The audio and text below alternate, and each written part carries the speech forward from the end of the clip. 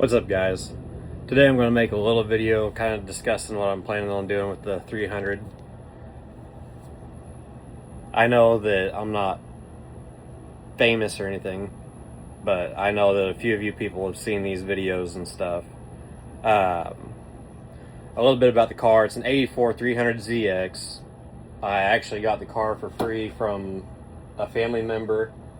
They had to move, and the car was sitting beside their garage, and they said the car needs to be gone, and I'm a hoarder, so I said I'll take it.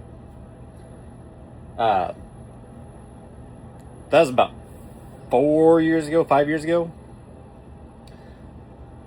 The car didn't have a motor, didn't have an interior, had the T5 in it, had the rear subframe with the IRS system in it, or suspension, whatever you want to call it. All of that is for sale if anybody wants it. So we scaled the car. Well, we didn't scale the car. We scaled my buddy's truck, and on our way back with the car, we scaled it again and removed the difference from the car and not the car. The car had a bunch of junk in it. I mean, it was missing the interior, missing the motor, but it had a bunch of junk in it. I'm guessing probably 250 pounds worth of junk.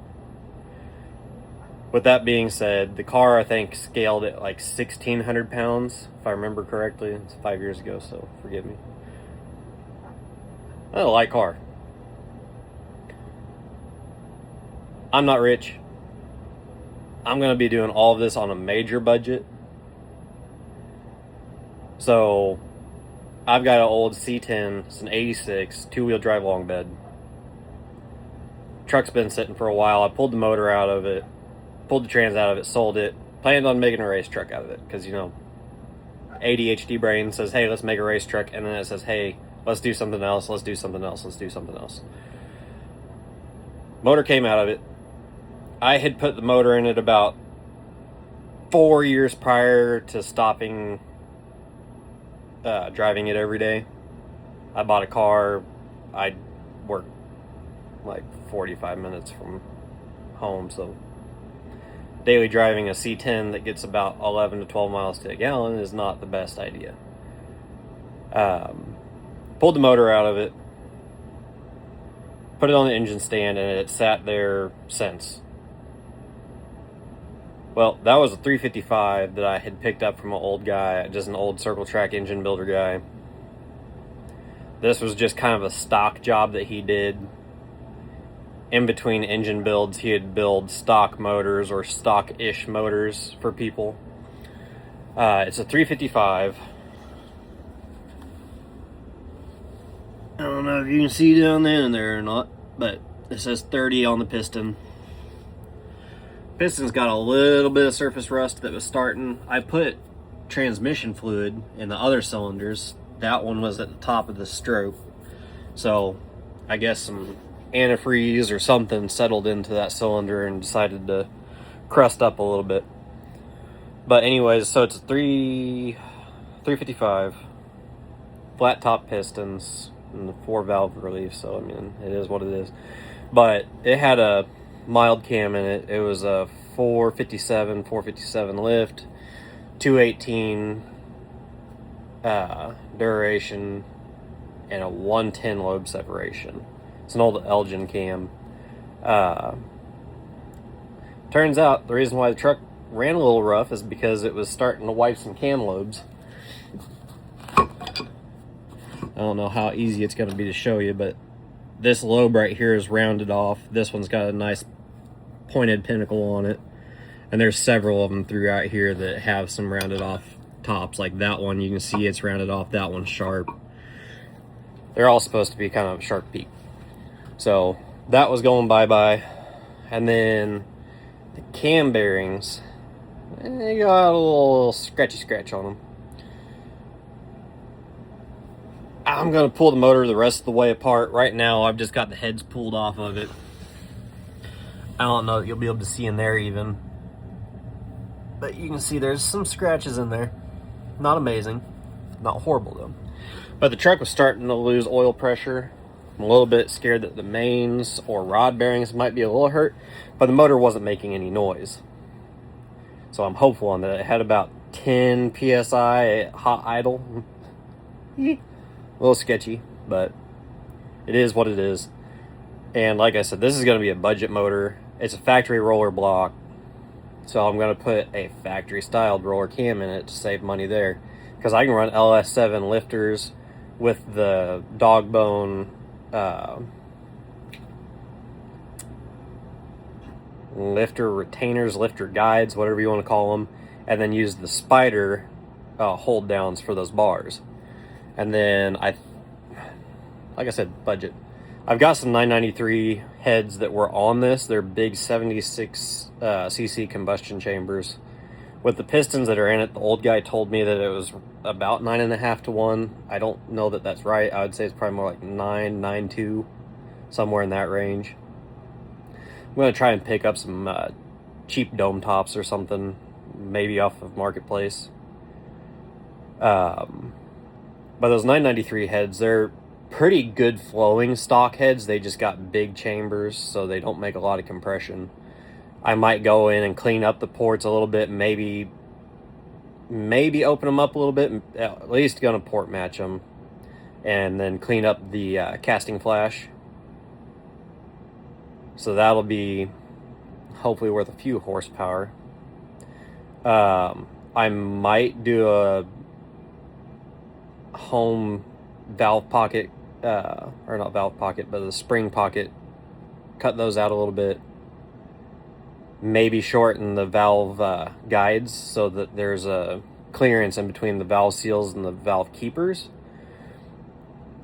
I've been looking, I can't really find what people are running for a air quote max lift on these are between the keepers and the valve seals, because like the Vortex, you can only go up to like 450, 460 at most without the keepers hitting the valve seals. So a lot of people cut those down. So I'm trying to find info on these 993s. I might cut them down, but for now I think I'm going to pull a spring off and check the clearance below the keepers and the top of the valve seal. See how much lift we can get out of it. I'd like to ideally be in the 550 range, because that's about what I can get with a factory styled roller with the dog bones and the 1.6 rockers, because they're limited to about 360 lobe lift before you start having issues with the dog bones and stuff. So we'll see. I'd like to be in the 550 range.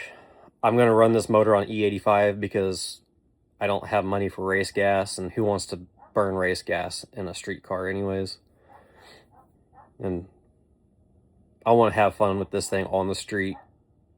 I mean, if I can make 440 horsepower, I mean, this car is probably going to weigh 2,300 pounds. I'm starting to cut out the rear floors and everything, cut out the fenders. I'm going to tub it, and I'm going to build a back half for it so I can run a 4-link or some sort of controlled rear end. I don't know what you'd call that. Trailing arm, 4-link, 3-link, something.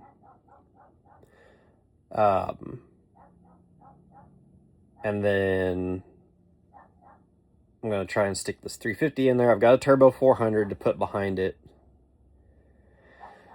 Eventually, I'd really like to put the big block that's hiding over there in the corner. Excuse my mess.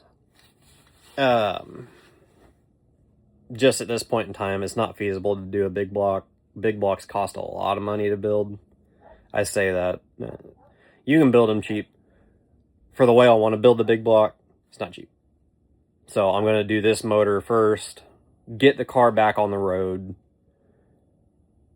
I mean, if the car weighs 2,500 pounds with 440 horsepower, 430, I mean, this thing will move. And you put a 150 shot of nitrous on it, and it'll, there are going to be some Hellcats running around with their feelings hurt. I'm going to do a very rudimentary interior. It's probably just going to be aluminum seats, I'm not the tallest guy in the world, but I got long legs, and these Japanese cars weren't meant for long-legged people.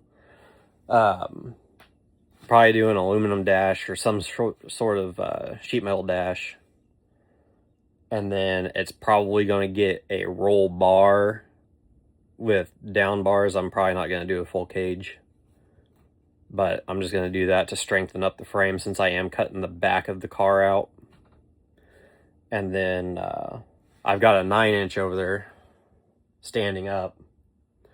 It's been narrowed. It's got 2 short shafts. I think it's each axle's 27 inches if I remember correctly. I don't have axles for it yet, but I've got one of the ICT billet rear end fabrication plates, so you can measure your center line and everything on it. And it came out to 27 on each side.